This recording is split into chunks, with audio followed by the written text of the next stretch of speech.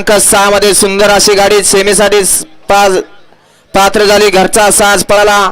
फंटवर deputy sarpanch नेवरेकरांचा Rana आणि त्याच्या जोडीला लक्ष्याने राणाची सुंदर अशी गाडी सेमीसाठी पात्र. गाड्या सुटल्या गट क्रमांक 7 सुटला आणि 7 मध्ये लढत चालू झाली.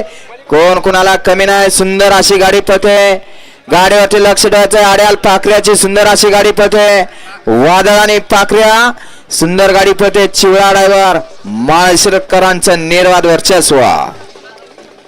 गाड्या क्रमांक 7 चा निकाल.